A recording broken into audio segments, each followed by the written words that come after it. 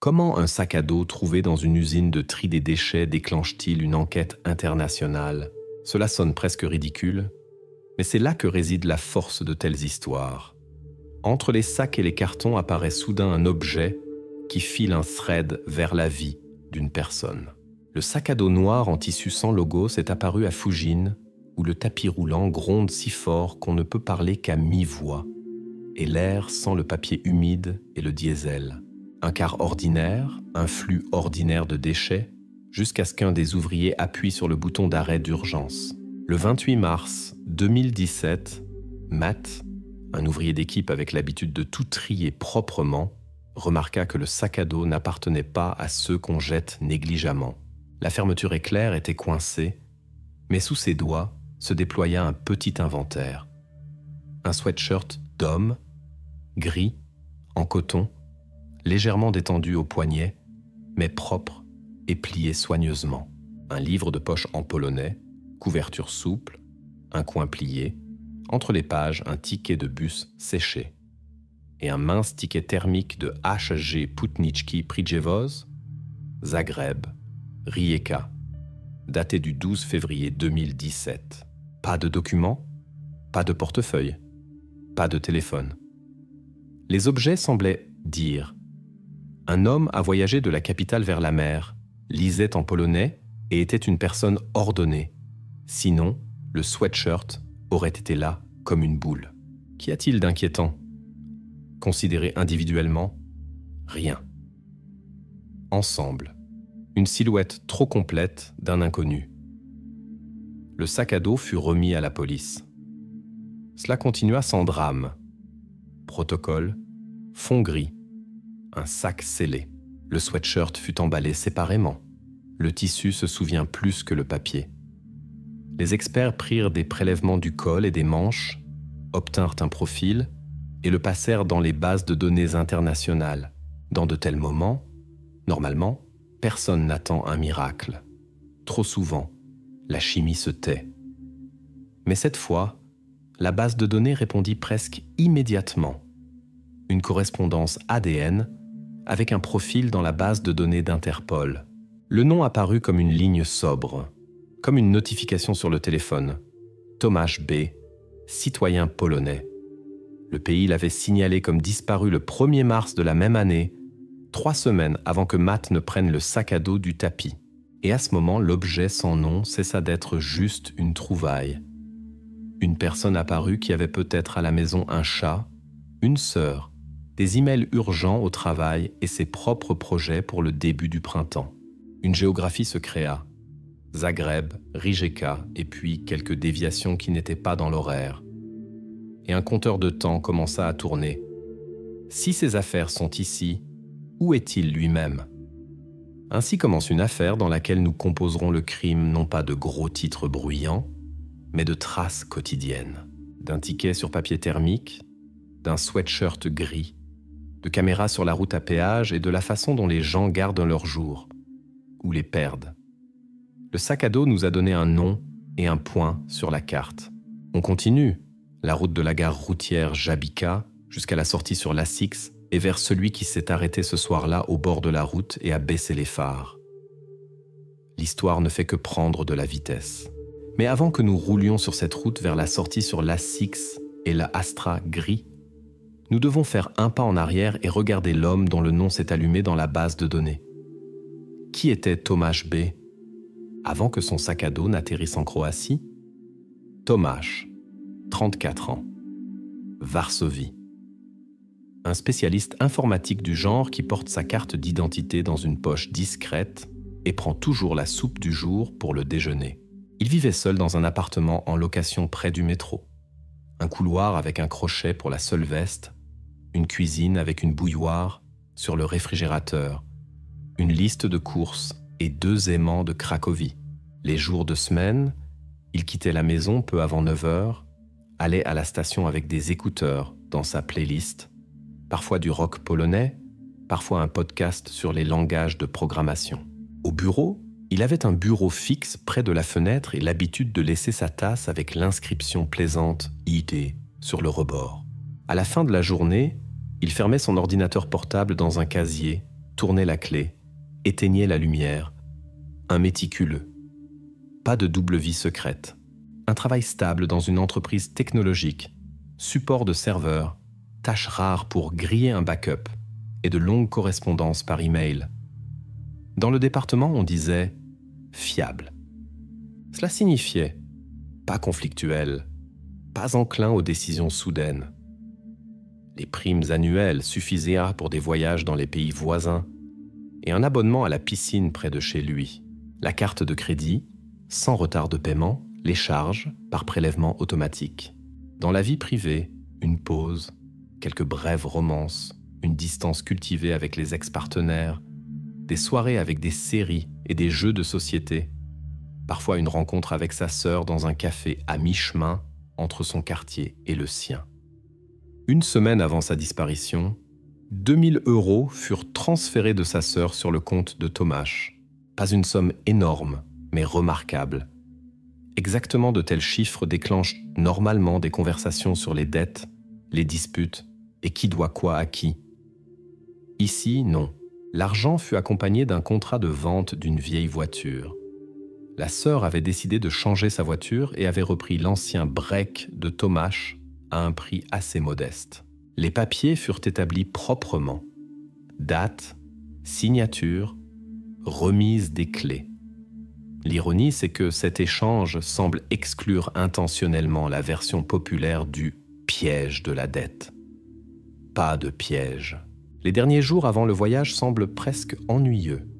Une correspondance avec un collègue sur le service de garde, un panier dans une boutique en ligne avec un jeu de câbles, une entrée dans le calendrier.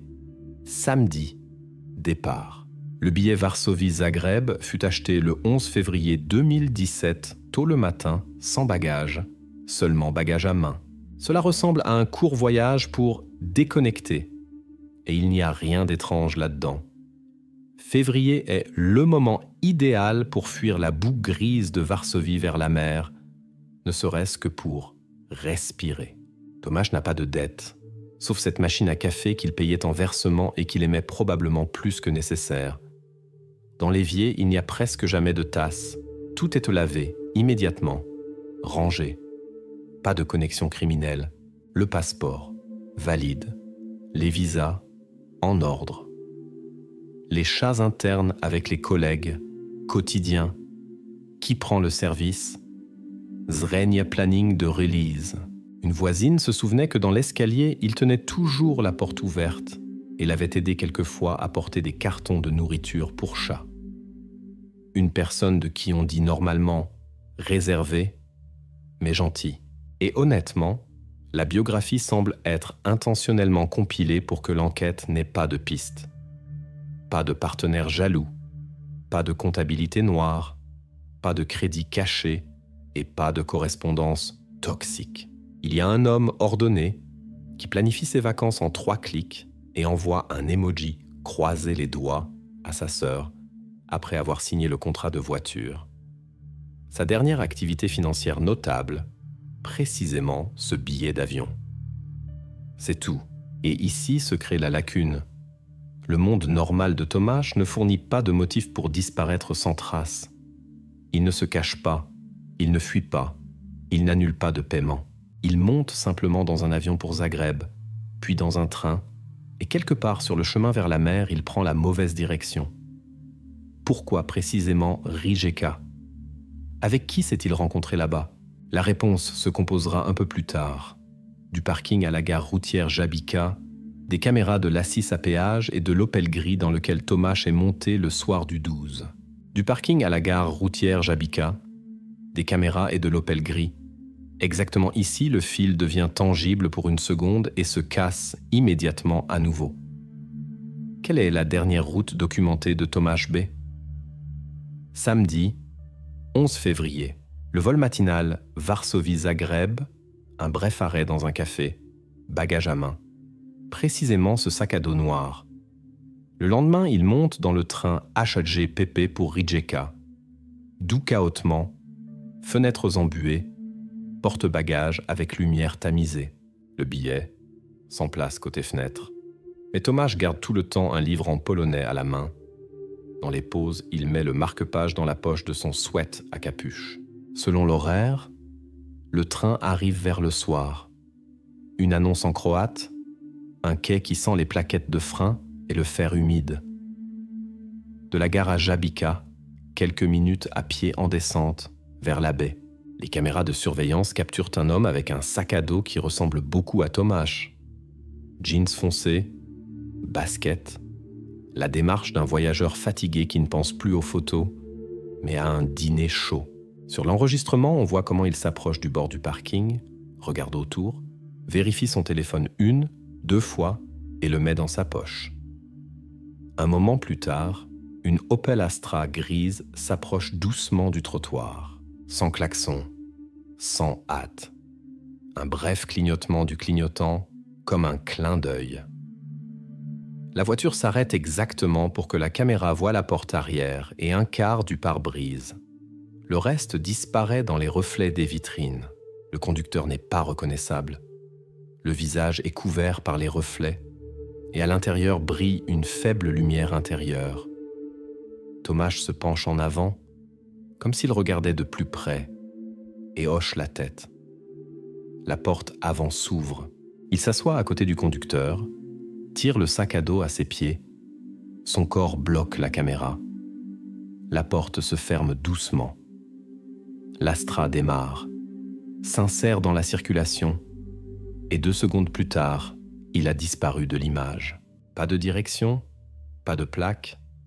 La caméra est positionnée un peu plus haut et ne capture que le toit et les reflets. Dans l'image reste un trottoir vide et quelques pigeons qui n'ont même pas volé. C'est le dernier point où Tomáš est sûrement vivant et visible. Après, silence. Pas d'appel de son numéro, pas de nouveau paiement. La piste se coupe exactement à ce mouvement de la poignée de porte et au bruit des pneus. Et de cette seconde, toute l'attention se déplace vers la voiture. Une Opel Astra grise sans visage, sans plaque d'immatriculation lisible, sans route. La trouver signifie remettre la route sur la carte et comprendre où l'homme de la vidéo a été emmené.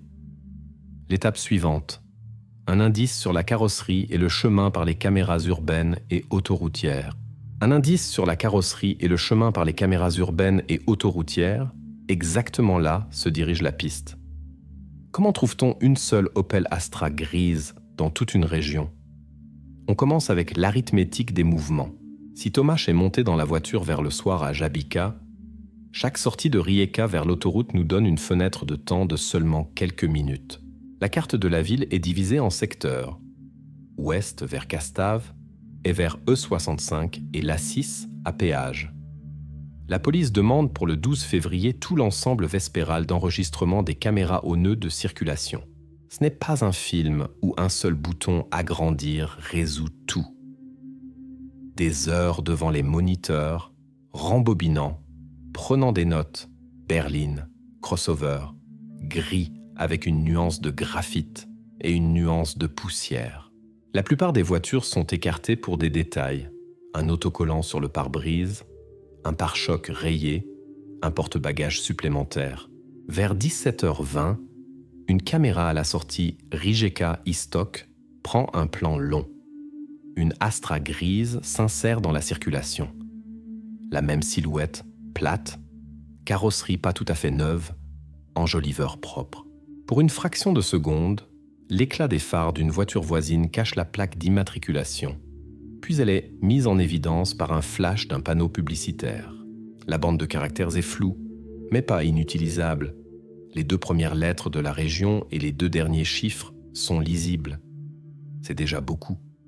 À l'intérieur de la voiture, 2 personnes. La surface réfléchissante du verre les transforme en ombre. Ce qui suit n'est pas par devinette, mais avec du fer et des barrières. Après l'échangeur suit le poste de péage de l'A6, Grobnik. Là, le système automatique de reconnaissance de plaques ne connaît ni fatigue, ni météo. Il capture chaque voiture, compare l'image avec les caractères. À 17h32, la base de données livre une empreinte claire, la plaque d'immatriculation complète de la même Astra. Une seule séquence de chiffres, et la carrosserie grise sans visage se transforme en un véhicule concret avec une histoire de contrôle technique, changement de pneus et reçu. Quand la plaque est entrée dans l'ordinateur de police, l'écran affiche la carte du propriétaire. Enregistrée au nom de Piotr K., 36 ans. Adresse, Rijeka. La profession sonne comme d'une annonce sur un tableau d'affichage du magasin de bricolage, technicien de maintenance de systèmes de ventilation. Ni taxi, ni voiture de location, ni parc d'entreprise. Un véhicule privé. Et à ce moment, l'incertitude se réduit à un seul nom connecté aux dernières heures de la vie de Tomasz.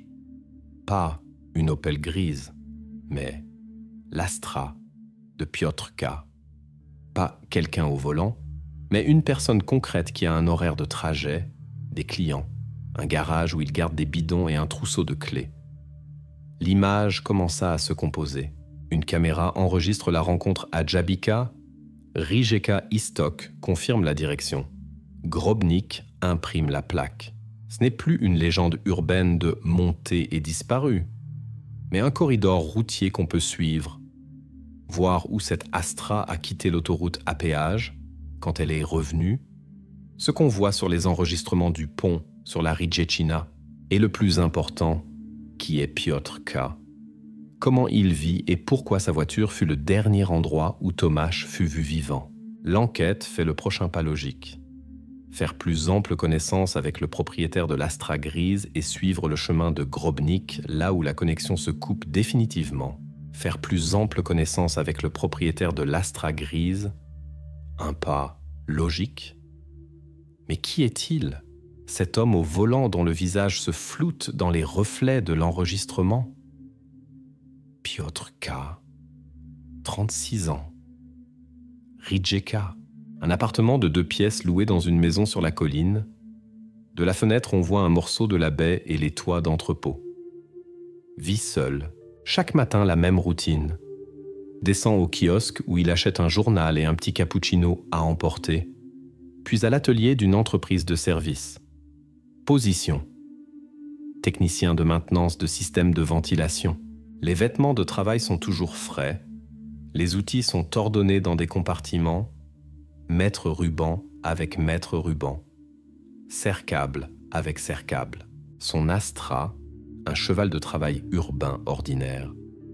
Sur le siège arrière, un tapis, dans le coffre un escabeau, une valise avec des tournevis, une paire de gants. Sur l'autoroute à péage, sa voiture voyage avec un tag ENC. Les paiements automatiques sont configurés pour que la facture arrive par email avant qu'il ait enlevé sa veste. Antécédents criminels? Aucun. Amende. Quelques broutilles, stationnement incorrect et excès de vitesse de 10. La situation financière est discrète. Il paie plus fréquemment par carte qu'en espèces. Les crédits ne sont pas en retard. Les charges sont payées en début de mois. Sur son portable, un minimum d'applications. Dans les réseaux sociaux, il est presque un fantôme. Avatar vide. Rares réactions aux photos d'autres. Pas de j'aime pour des sujets brûlants. Pas de longs posts sur la justice. Les collègues disent que Piotr est comme un métronome au travail. Il arrive chez le client, hoche aimablement la tête, vérifie les filtres, fait un devis, repart. Il ne raconte pas de blagues, ne va pas aux fêtes d'entreprise. Mais si on lui demande de l'aide, il aide à transporter une machine à laver ou monter une armoire. Les voisins le décrivent avec des mots similaires. Calme, pour lui-même, poli, mais réservé. Et exactement ici réside la bizarrerie. Ce n'est pas le portrait qu'on attend quand on cherche une personne qui a emmené un étranger, après quoi celui-ci a disparu. Pas d'histoire sur des conflits, pas de compagnie évidemment dangereuse, pas de voyante dans les nouvelles. Même ses préférences sont calmes. Playlist de rock ancien dans la voiture, conserve du même supermarché, reçu soigneusement plié dans la boîte à gants. Le soir, il est surtout à la maison. Parfois, il va au gymnase en banlieue. Parfois, au lavage auto. où il aime regarder l'eau avec shampoing perlé du pare-brise. Tout indique une personne qui vit selon un horaire et n'aime rien plus que l'ordre. Comment peut-on connecter un tel métronome avec Tom H, qui a volé d'un autre pays et est monté dans sa voiture 1 heure après son arrivée? Pas d'amis communs? Pas de lieu de travail commun? Pas d'habitude de prendre des selfies sur la promenade, là où les caméras auraient difficilement pu se tromper? Entre eux s'ouvre un vide, et plus Piotr semble calme de l'extérieur, plus ronge la question. Qu'est-ce qui relie ces deux? Un service occasionnel? Un rendez-vous? Un secret dont personne ne savait? L'enquête ne se fie pas aux sentiments. Il y a une voiture, une ligne de temps, le dernier point où Tomáš est dans l'image.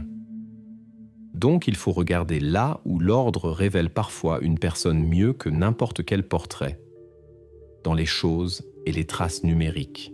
Un mandat de perquisition pour l'appartement et la voiture de Piotr est obtenu pour la confiscation d'ordinateurs, supports de stockage, téléphone. Ce n'est pas une scène dramatique d'un film, une enveloppe scellée, 2 paires de gants, un inventaire. La porte de son appartement s'ouvre avec une clé normale, à l'intérieur, un lit soigneusement fait, sur la table une pile d'instructions imprimées pour la maintenance de conduits de ventilation, sur l'étagère des contenants en plastique avec des « vies » triées par taille. Il semble être un monde sans surprise. Mais exactement de tels mondes cachent quelque chose quand quelque chose ne va pas, profondément et soigneusement. Ensuite, c'est le tour de la technologie, ordinateur portable, disques durs externes, téléphone, carte mémoire. Et exactement, elles doivent donner la réponse pourquoi le technicien silencieux fut le dernier conducteur pour un homme recherché par Interpol. Et exactement, elles doivent donner la réponse pourquoi le technicien silencieux fut le dernier conducteur pour un homme recherché par Interpol. La réponse commence avec les boîtes de pièces à conviction et le froissement des sacs. Qu'est-ce qui fut trouvé dans l'appartement de Piotr K? Le 5 avril 2017, la porte de son appartement de 2 pièces est ouverte avec une clé officielle. À l'intérieur, tout est aussi ordonné que l'on décrit les voisins. Un lit fait, des outils dans des contenants en plastique avec des étiquettes, dans le réfrigérateur, yaourt, eau et un récipient avec de la soupe sur la table, un ordinateur portable, à côté 2 smartphones d'âge différents, les câbles de charge enroulés avec des élastiques. Ils sont emballés en premier. Sous la télévision se trouve un petit étui en plastique avec une carte micro SD. Elle ressemble à une puce mémoire fortuite d'un appareil photo ou d'une dashcam, mais le boîtier est légèrement fondu, les bords, comme s'ils avaient touché du métal chaud. À l'intérieur, vide. Pas de fichier, pas supprimé, mais vraiment vide, comme une page propre que quelqu'un aurait tenue au-dessus d'une flamme en espérant que les lettres disparaissent. On continue vers la cuisine. Sous l'évier, un sac poubelle ordinaire. Au-dessus, l'emballage plastique de lait et un gobelet vide de crème à café. En dessous, un reçu froissé d'un magasin de bricolage daté du 10 février. Les articles sont lisibles. Couteau universel, corde en polypropylène, rouleau, bac en plastique, 2 pièces, eau de Javel. La somme, moyenne, comme pour un achat de nettoyage de printemps. Chacun de ces objets pris séparément n'est pas criminel. Mais ensemble, ils forment une liste qu'on ne voudrait pas voir un jour avant un rendez-vous avec un étranger. Surtout si on se souvient de la méticulosité de Piotr et de son amour de l'ordre. Il fait rarement des achats impulsifs. Dans la salle de bain, propreté, odeur de chlore. Comme si une femme de ménage invisible était passée récemment. Dans l'armoire, un stock de gants, un rouleau de sacs poubelles, des éponges neuves. Sur le balcon, quelques bassines en plastique, l'une d'elles avec le fond usé. Tout cela ne prouve encore rien. On peut acheter un couteau pour une réparation, une corde pour des fixations au travail, de l'eau de Javel, un produit chimique ménager ordinaire pour les éclaboussures sur la chemise. Mais quand les dates coïncident avec le voyage à Grobnik, Un tel équipement ménager sonne différemment, comme des outils pour des actions dont il vaut mieux ne pas parler. La pièce, pendant ce temps, est allégée. L'unité système, un disque dur externe, des cartes mémoire d'un appareil photo, un vieux smartphone au verre fissuré sont confisqués. Chaque appareil reçoit un sac, un seau et une étiquette. Tout cela est emmené au laboratoire. Là seront examinés les protocoles de connexion, les listes de réseau, les tentatives de réécriture de la carte mémoire et, le plus important, on tentera de récupérer les données supprimées de la carte micro SD dont le plastique a trahi la chaleur. Ici, ce ne sont pas les disputes qui décident, mais les octets. Qui correspondaient avec qui coordonnait les rendez-vous, ce qu'il voulait enregistrer et ce qu'il essayait d'effacer. Les objets trouvés n'indiquent pour l'instant qu'une préparation, soudainement pratique et trop réfléchie pour un covoiturage casual. Il n'y a pas encore de lien direct avec Tomasz, mais entre les mains des experts se trouve la clé de la porte suivante. L'informatique légale. Là seront envoyés l'ordinateur portable, les téléphones et tous les supports de stockage pour comprendre non par les mots, mais par les horodatages, ce que fit Piotr dans les jours précédant le rendez-vous à Żabika et dans la nuit où la communication fut coupée. L'électronique est emmenée au laboratoire, mais parallèlement, on vérifie ce qui ment rarement, la route et les reçus. Quelles autres actions de Piotr K. furent enregistrées pendant la période de disparition de Tomasz B. On commence avec son tag ENC, une petite boîte en plastique sur le pare-brise qui débite le péage sur l'autoroute. Les protocoles sont secs comme un reçu et précisément pour cela fiables. Dedans, 2 voyages vers le même secteur montagneux, vers Merkopalj. Le premier, le 11 février, un jour avant le rendez-vous à Żabika. L'heure de sortie, vers Lassis, l'entrée à Grobnik, puis la sortie près d'Ostril. Le même jour apparaît chez Piotr un reçu d'Ina, le remplissage d'un bidon. Et ce n'est pas remplir le réservoir en rentrant du travail. Le reçu date de la veille d'un voyage en montagne, un poste séparé bidon. Le nombre de litres correspond à ce qui entre dans un conteneur en plastique ordinaire, comme si quelqu'un apportait du carburant à l'avance là où il n'y a pas de prise et où on n'entend que le vent. Le second voyage, le 13 février, tôt le matin après la disparition. Le même couloir, entrée, sortie, comme si quelqu'un revenait sur un chemin déjà connu pour finir quelque chose. À la station-service de la sortie, Piotr achète 2 cafés en promotion, 2 pour le prix d'un. Le reçu, laconique, mais il devient souvent la base de fantasmes. Donc il y avait quelqu'un d'autre. Les caméras coupent cela à la racine. Sur le parking, la même Astra grise. Au volant, un conducteur seul. Aucun passager, aucune ombre d'une seconde silhouette, même la porte côté passager ne s'ouvre pas. On voit comment Piotr met les 2 gobelets dans le porte-gobelet, prend une gorgée de l'un et laisse le second pour plus tard. Son visage est calme, sans hâte. 5 minutes, et il repart vers l'autoroute. Si on met ces 2 scènes minuscules côte à côte, un voyage d'affaires banal ne sonne plus plausible. Hier, un bidon rempli et un voyage en montagne. Aujourd'hui, le même chemin et 2 cafés, bien qu'il soit seul dans la voiture. Les dates, 11 et 13 février, s'inscrivent exactement dans le cadre de la disparition de l'étranger qui était monté dans sa voiture le soir du 12.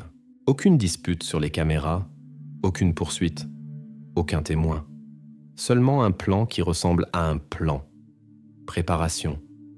Une nuit dans la nature. Retour. En même temps, il n'y a pas de délit direct. Acheter du café n'est pas un crime. Transporter un bidon n'est pas un crime. Mais pour l'enquête, ce sont des marqueurs. La zone est saisie. Le couloir de voyage délimité. La légende du prise en stop casual s'effondre. La version d'une 3e personne est écartée grâce aux enregistrements vidéo. Le second gobelet s'explique par la promotion et l'habitude d'acheter en réserve. Le comportement de Piotr reste dans une zone grise, trop ciblé, trop répétitif. La prochaine étape logique est de comprendre pourquoi il avait besoin exactement de cette section montagneuse. La réponse se cache là où finit l'asphalte et commence le chemin de gravier, sur un chemin forestier qui mène à une cabane dont les clés sont normalement gardées par le garde forestier. Là où finit l'asphalte et commence le chemin de gravier, se cache la réponse. Mais comment trouver parmi des dizaines de percées et de chemins de campagne un endroit spécifique ? Comment l'enquête a-t-elle trouvé la cabane forestière ? Le point de départ est le conteneur à Fujin, où arriva jadis le sac à dos. Un maître chien prend un échantillon d'odeur des objets, le chien fait un cercle impatient et tire vers la route. Il continue vers la lisière de la forêt, aiguilles humides sous les pieds. La piste mène à un vieux chemin de gravier que les locaux appellent « chemin vers le pâturage ». À l'embranchement, un minuscule panneau de l'administration forestière. Ici apparaît une personne qui connaît ces lieux mieux que quiconque, le garde forestier. On lui demande « Qui a récupéré les clés des cabanes de chasse le week-end qui tombait les 11 et 12 février ?» Le garde forestier se souvient immédiatement. La cabane d'Aulac fut effectivement récupérée, non par des touristes, mais par des locaux. Il avait donné la clé à une connaissance de Piotr K. pour qu'il passe une nuit avec un ami. Dans le portable du garde forestier, un SMS simple avec le nom Piotr et l'heure du rendez-vous à la maison forestière. Aucune longue correspondance, un accord bref et un remerciement par émoticône. Cela suffit déjà pour réduire la carte à un seul carré. Daulac, une vieille cabane forestière à l'écart de la route, à 4,5 km sur gravier de Morkopalj. Maintenant s'ajoute un autre détail au puzzle. Lors de la perquisition chez Piotr, on trouve parmi ses clés une avec un pendentif en plastique sur lequel est écrit avec un marqueur simple « Daulac ». Exactement le même mot que dans le SMS du garde forestier. 2 fils se sont connectés. Le chien a suivi la route vers le chemin forestier. Le témoin a donné le nom et l'heure. La clé, chez Piotr, est la confirmation matérielle. Une forêt abstraite se transforme en un point sur la carte. La cabane d'Aulac. Ce n'est plus seulement une zone d'intérêt, mais une scène possible où la nuit du 12 au 13 février ne s'est pas déroulée comme planifié dans quelques correspondances. Il reste le plus simple et le plus difficile. Ouvrir la porte, allumer la lumière et voir ce que les murs, le poêle et l'évier ont à dire. Ouvrir la porte, allumer la lumière et voir ce que diront les murs, le poêle et l'évier. C'est ainsi que nous sommes entrés à Daulac. Mais qu'ont trouvé les experts dans la cabane et sur l'ordinateur portable de Piotr K ? D'abord, les tuyaux ont parlé. Le siphon sous le robinet semble fraîchement monté, mais sur le filetage, des cristaux. Une odeur caractéristique de produits chimiques. Le laboratoire prend des échantillons. Dans les échantillons sont détectées des traces d'eau de javel et des microparticules de tissu épithélial. Le profil ADN correspond au profil préalablement établi de Tomasz B. L'eau emporte tout, mais le plastique se souvient. Dans le poêle, une couche dense de suie et de cendres, dans laquelle, sous le microscope, on voit des fragments de fibres synthétiques fondues, agglomérées en boulettes. Leur composition correspond à l'accord de bon marché en polypropylène du reçu du 10 février. Dans le coin où pend une lanterne, sur le mur sont visibles des zones légèrement chauves, comme si quelqu'un était passé avec une éponge abrasive. La lumière sous un angle aigu fait ressortir un réseau de micro-rayures. Sur le sol, aucun drame sanglant comme c'est populaire dans les films, seulement propreté et odeur de produits chimiques. Et c'est précisément cela qui est plus effrayant. Quelqu'un a soigneusement effacé les traces, ce qui signifie qu'il savait ce qu'il faisait. Dans les cendres du poêle se trouvent encore 2 autres détails. De petits anneaux métalliques de tendeur de sangle et des gouttes dans lesquelles il y a des restes de carburant. Séparément, on analyse la composition de la suie. L'analyse montre la présence de produits de combustion de synthétique et de bois, ce qui signifie que le poêle fut utilisé activement cette nuit-là et pas seulement pour la chaleur. Le clapet de cheminée sent encore l'hiver dernier, Mais une note sourde de produits chimiques pointe déjà vers février 2017. À l'extérieur du poêle, propreté presque stérile, trop pour une cabane où viennent normalement les gardes forestiers et les chasseurs avec des thermos et des bottes sales. Pendant ce temps, sur la table du laboratoire, on dépose l'ordinateur portable, les téléphones et les supports de stockage saisis chez Piotr. L'appareil le plus utile s'avère être le plus anodin. L'ordinateur portable de travail à la coque tachée. Dessus, une messagerie XMPP. Dans les paramètres, personne n'avait désactivé la journalisation. Le client enregistrait docilement l'historique des conversations dans un dossier. Les experts légistes ouvrent les fichiers texte. Des données brutes, des pseudonymes et des messages. Une deuxième voix y apparaît, celle de Tomasz. D'abord, des mois auparavant, une correspondance sur un forum fermé de personnes que le thème de la disparition silencieuse tourmente de différentes manières. Échange de liens, débat sur la morale, long paragraphe nocturne. Puis, le passage à XMPP, plus pratique et plus privé. En réalité, pas plus privé. Il n'y avait pas de chiffrement de bout en bout. Les clés n'étaient pas changées, ce qui signifie que tout ce qu'ils écrivaient était conservé ligne par ligne. Les phrases sont sans émotion, mais leur contenu est à vif. « J'ai besoin d'un endroit calme », écrit l'un.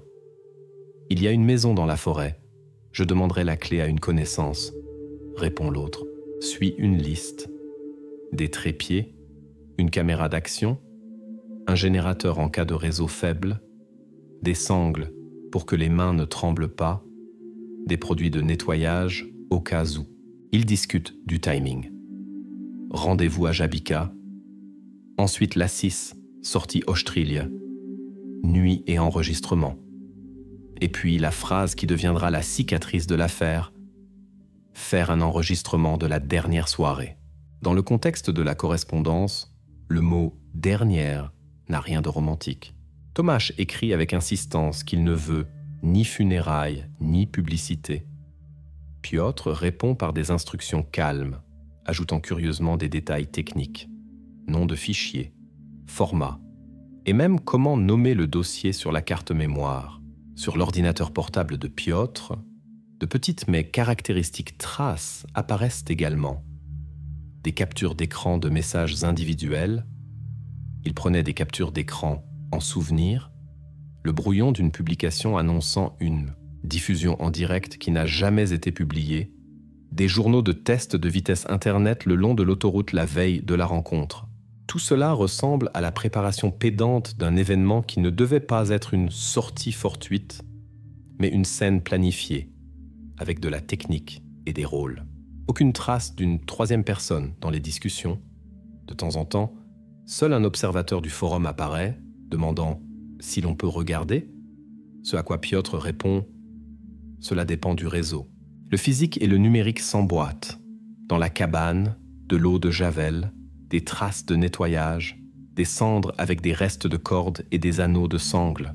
Sur l'ordinateur portable, des entrées de calendrier, une liste de ce qu'il faut emporter, l'itinéraire et l'accord avec Tomasz sur la rencontre et l'enregistrement. Ce n'est pas un contact fortuit, ni un covoiturage spontané. C'est un voyage concerté où une personne est responsable du lieu et de la technique, l'autre, de sa présence et du désir acharné de disparaître sans cérémonie. L'énigme de leur rencontre est résolue. Un forum fermé les a réunis et les discussions XMPP ont scellé le plan. Mais comment s'est déroulée exactement la nuit à Dolac ? Et que restait-il sur la carte mémoire que quelqu'un a tenté de guérir par le feu ? Ici, le papier et les journaux textuels cèdent la place aux fichiers vidéo. Les experts extraient des fragments de la carte micro SD vide et ce sera la clé pour comprendre le dernier itinéraire de Tomasz. Ensuite, la reconstitution minute par minute. Combien de temps la caméra a tourné ? Quand le son s'est coupé ? Quels mots étaient quand sur l'enregistrement et lesquels ont disparu pour toujours ? Mais avant que les fragments vidéo ne soient méticuleusement assemblés, une interférence s'immisce dans l'affaire de l'argent venu de nulle part. Qui était le troisième spectateur? L'expertise cryptographique, menée en parallèle de l'analyse de l'ordinateur portable, trouve sur l'une des adresses liées au portefeuille de Piotr un virement entrant 0,05 bitcoin. Une somme appréciable pour l'époque. Dans la note, pour la diffusion. Le sens est clair. Quelqu'un attendait une diffusion en direct. En suivant la chaîne de blocs, le virement mène à une bourse, et une bourse, une institution ennuyeuse et pédante, conserve des documents. Sur demande, les données KYC arrivent. Le payeur est un homme de Pula, une ville côtière plus au sud sur la carte. Ni un parent, ni un collègue de Piotr. D'après le questionnaire, un employé de bureau ordinaire qui aime le football et la bière artisanale. Il est convoqué pour un entretien. Il est nerveux, mais ouvre son téléphone sans jouer avec les mots de passe. Dans la correspondance, des phrases courtes. Y aura-t-il une diffusion? Oui. Si le réseau tient, l'adresse pour le virement, un emoji pouce levé. Après cela, le silence et un message de Piotr. Dans la forêt, la réception est mauvaise. On reporte. Le payeur assure qu'il n'est allé nulle part cette nuit-là. On vérifie. Les caméras d'un pub de la rue principale de Pula l'enregistrent de 21h10 jusqu'à presque la fermeture. Au bar, une note pour plusieurs IPA et un burger payé par carte. Ensuite, des enregistrements à la sortie. Un taxi. Le terminal enregistre le trajet jusqu'à son domicile. Les journaux de l'opérateur mobile confirment. Toute la nuit, l'appareil était connecté aux antennes de la zone urbaine. Aucun trajet en direction de Rijeka et encore moins dans les montagnes. Pour comprendre définitivement que le troisième n'était qu'un observateur, on examine le matériel de Piotr. Sur son téléphone, une série de tests de vitesse le long de l'autoroute et sur les bifurcations menant à la cabane, des graphiques de ping vide, des tentatives infructueuses, la vitesse de téléchargement, moins de 0, quelque chose mégaoctet. On voit comment il a essayé la veille et le jour de la rencontre, puis a abandonné. Près de la cabane, la connexion se rompt comme un fil mouillé sur l'ordinateur portable. Le brouillon d'une publication annonçant une diffusion en direct, non envoyée. À côté, un fichier avec un exemple de titre d'enregistrement qui est resté un exemple.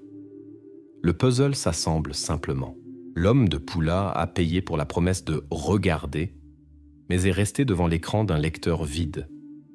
Il n'était pas dans la voiture, ne se tenait pas derrière la caméra, ne s'est pas approché de Dolak. C'est une fausse piste, belle parce qu'elle est liée à l'argent et donc dangereuse, mais entièrement refermée par les reçus, les caméras et l'antenne sur le toit du pub.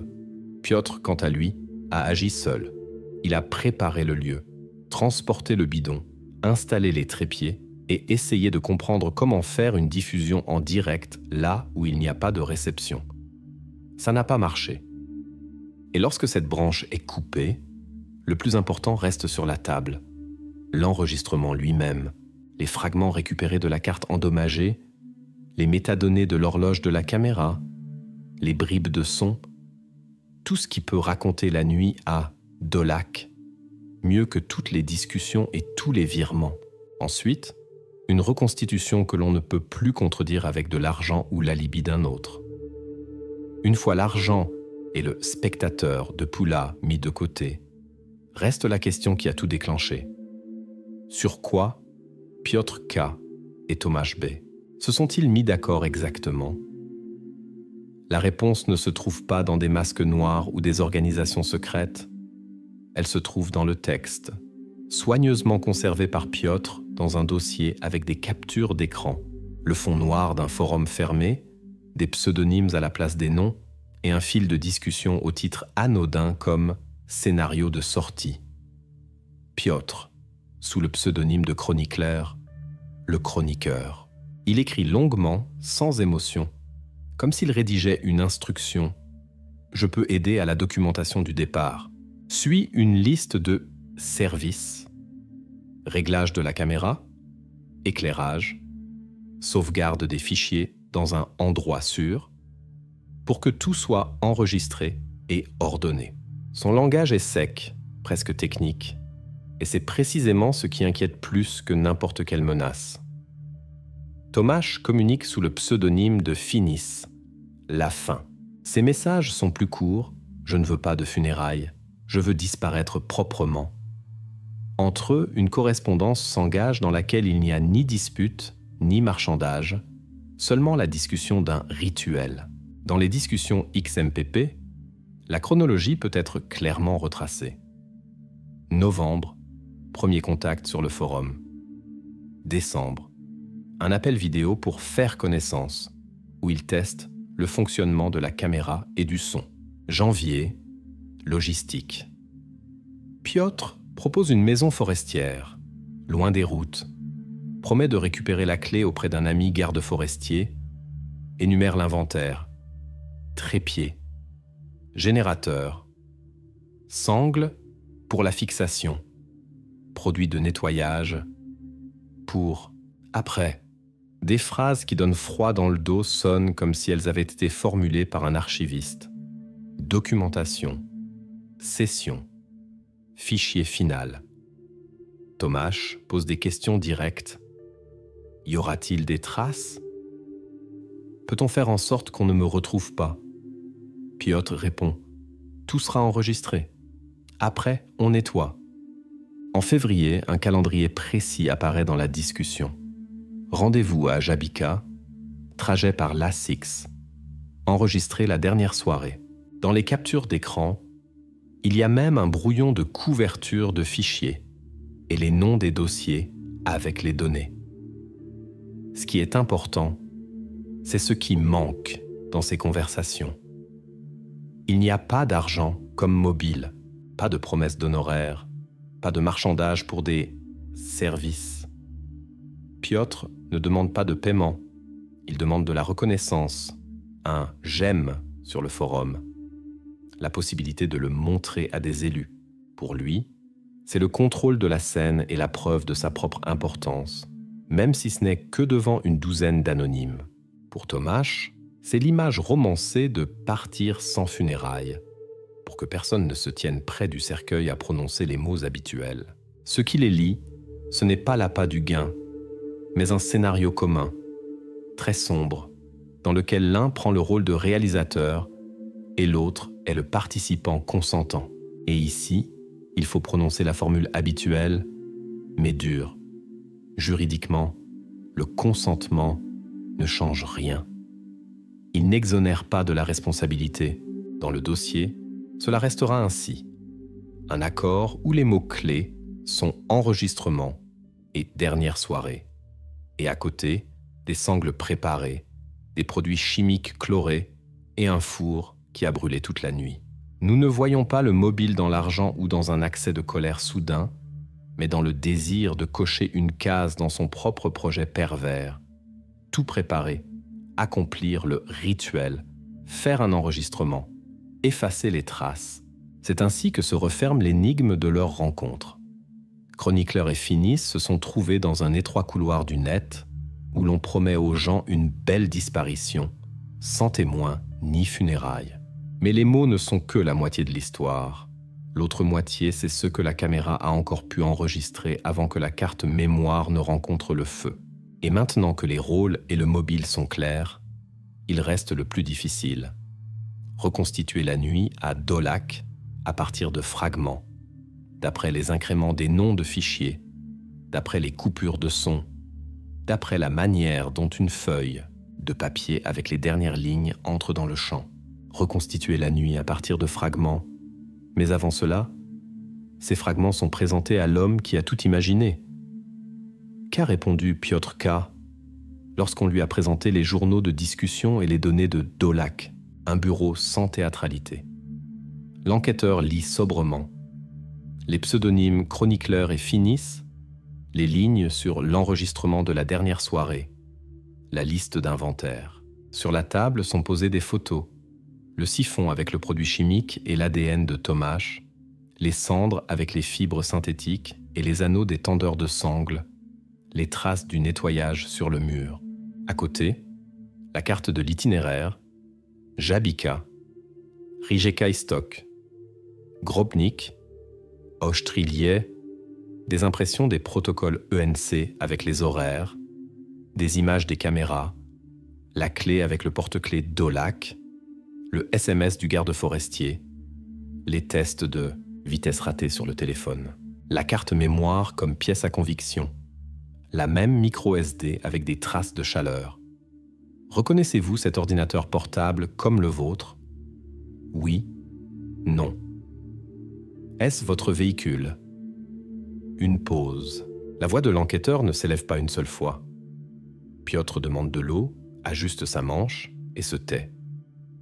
La formule sur le droit de ne pas témoigner, puis le silence. Aucune version, aucune explication.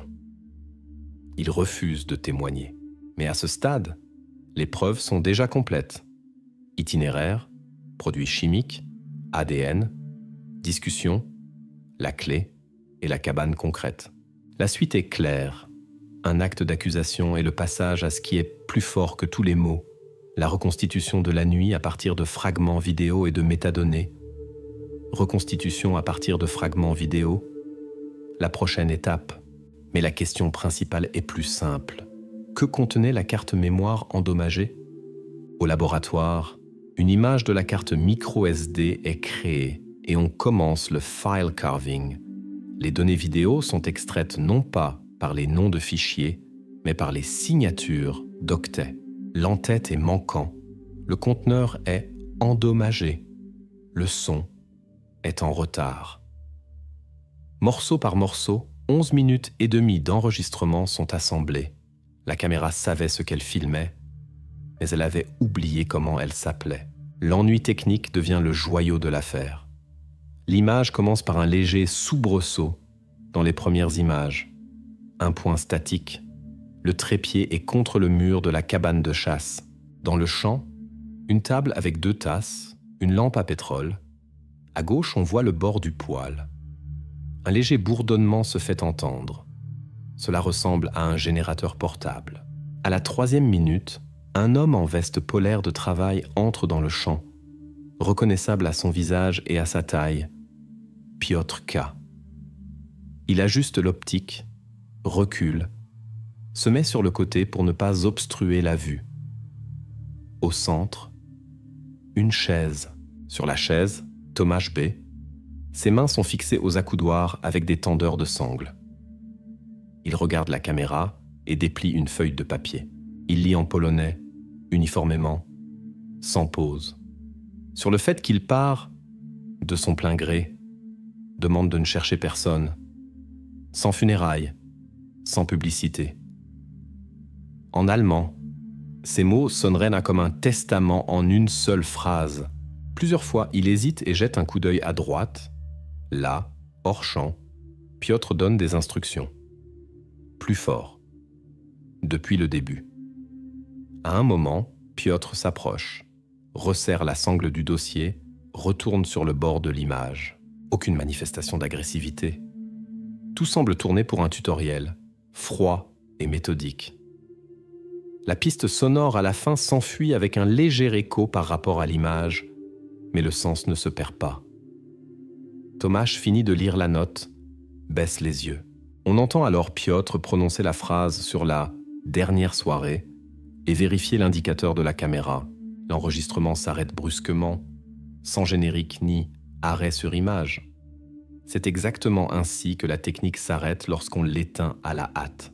Les métadonnées, qui ont été conservées au niveau des blocs, correspondent au 12 février 2017. Cela est également confirmé indirectement.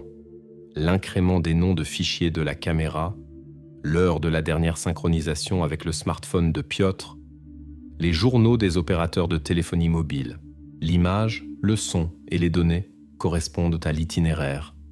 Rendez-vous à Rijeka, trajet par Lasix, Cabane, Dolak. La vidéo ne montre pas tout, mais elle montre l'essentiel. 2 personnes dans une pièce, la préparation d'un enregistrement et une note lue à haute voix. À partir de ce moment, les suppositions cessent.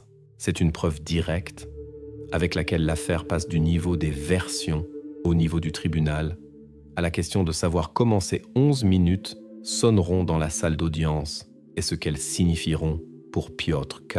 Et ces 11 minutes ne résonnent plus dans le laboratoire, mais dans la salle d'audience. Un écran, la cabane Dolak, une feuille de papier dans les mains de Tomasz. Mais comment la défense de Piotr K. a-t-elle réagi à l'enregistrement vidéo? La ligne est simple et semble la seule possible. Le consentement. L'avocat montre des impressions des discussions, cite des phrases comme « Je veux partir sans funérailles » et « Tout sera enregistré », ne qualifie pas Piotr d'agresseur, mais d'exécutant de la volonté d'autrui. Il tente la voie technique. La vidéo n'a pas d'en-tête de fichier complet, le son flotte par endroits, donc l'enregistrement n'est pas fiable. Il demande que la vidéo soit déclarée irrecevable et que la correspondance soit classée comme privée et ne reflétant pas la réalité de cette nuit-là. Le procureur répond sèchement. Premièrement, une personne ne peut légalement disposer de son droit de mettre fin à sa vie. Un consentement à cela est nul. Deuxièmement, la source de la vidéo est établie, le support de stockage a été saisi conformément au protocole, la chaîne de possession n'a pas été rompue. L'en-tête incomplet et l'asynchronisme sont les conséquences des dommages thermiques et non d'un montage. Troisièmement, l'enregistrement ne montre pas une demande d'aide, mais un enregistrement préparé. Tendeur de sangle, les ordres plus forts, et depuis le début, puis l'interruption brutale. Ce n'est pas une observation de l'extérieur, ce sont des actions actives. Le tribunal entend un expert psychologue. Celui-ci analyse la dynamique de la relation dans les messages et sur la vidéo. Chez Piotr, il y a un besoin prononcé de contrôler et de documenter, une construction pédante d'un rituel, la recherche de la reconnaissance d'un public. Chez Tomasz, une vulnérabilité et une idée romancée de disparaître sans publicité. Une telle connexion, selon l'expert, ne rend pas légalement l'événement volontaire. L'un contrôle le processus et le mène à son terme, l'autre est d'accord sans en comprendre les conséquences. La décision semble sobre et sans effet. Le tribunal rejette les arguments de la défense concernant le consentement et l'irrecevabilité de l'enregistrement. La vidéo est reconnue comme preuve, les discussions comme matériel admissible et l'expertise psychologique est jointe au dossier. L'échappatoire est fermé. Piotr K. reste en détention provisoire et le procès entre dans la phase de l'audience principale à part entière.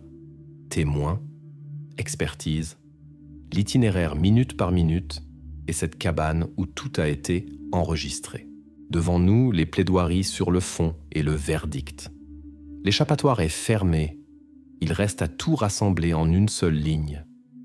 Quelle est la version complète, étape par étape, des événements selon les autorités chargées de l'enquête?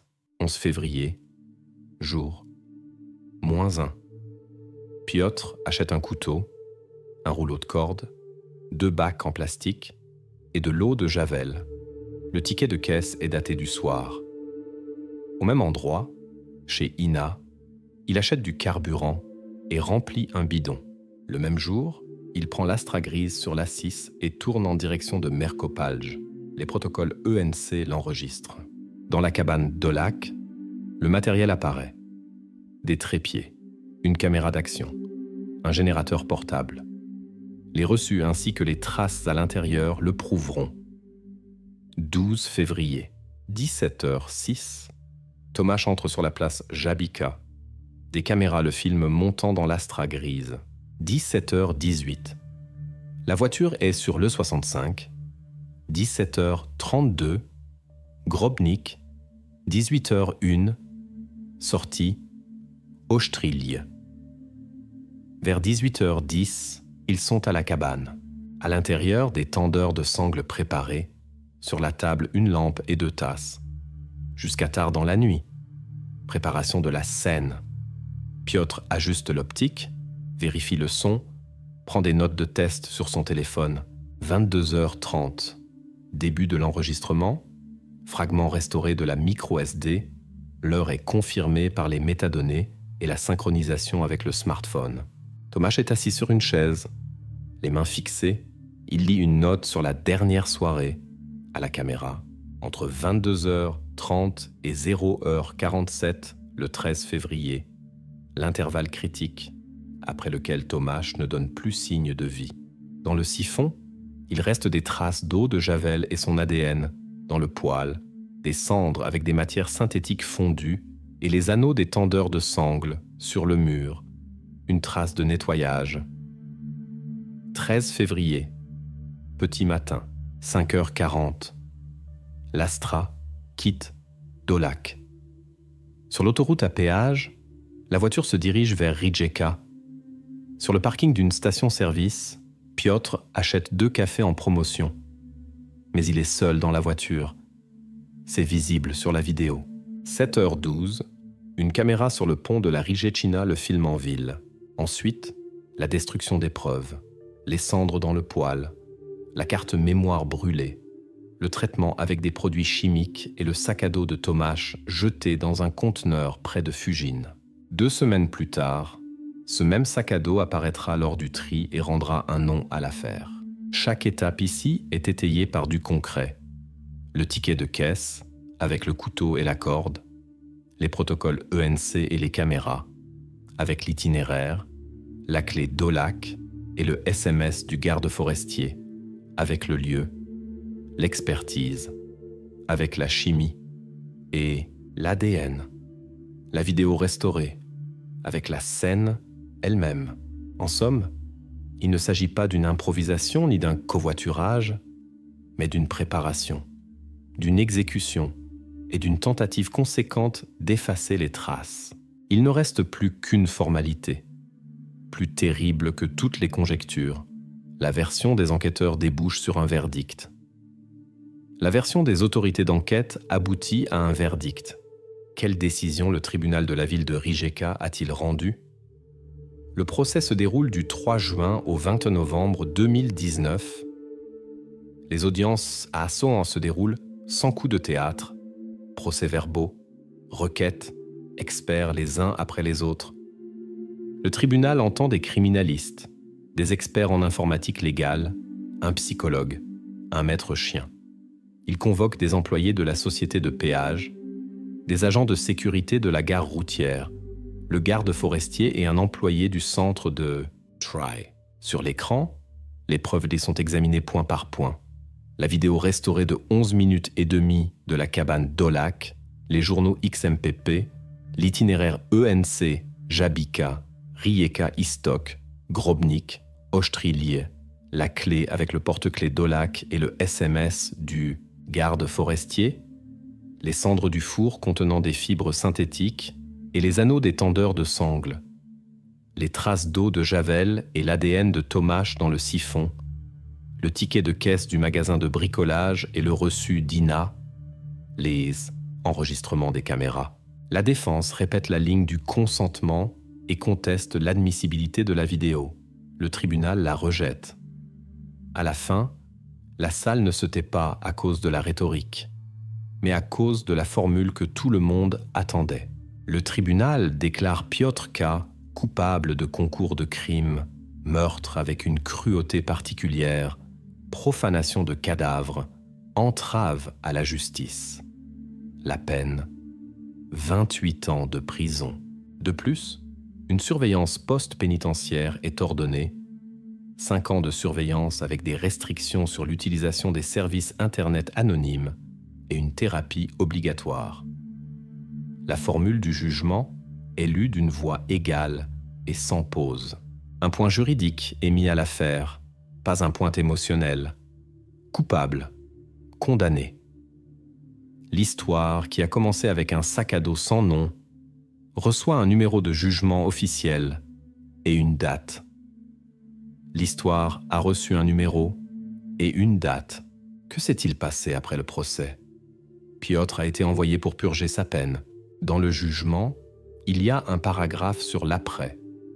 5 ans de surveillance, Vérification des appareils, interdiction des VPN et des messageries cryptées, pas de réseau anonyme, thérapie obligatoire. Daulac est fermé avec un nouveau cadenas. La forêt se tait.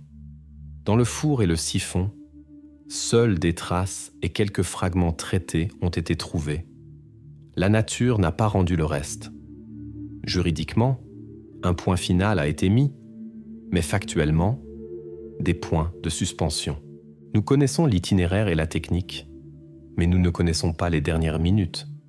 La vidéo s'interrompt, et après, c'est le silence. Piotr K. purge sa peine. Le nom de Tomasz B. reste une affaire classée sur la liste des personnes recherchées et dans la mémoire de ceux qui l'attendaient à la maison. L'histoire, qui a commencé avec un sac à dos au tri des déchets, se termine par une chaise vide devant une caméra.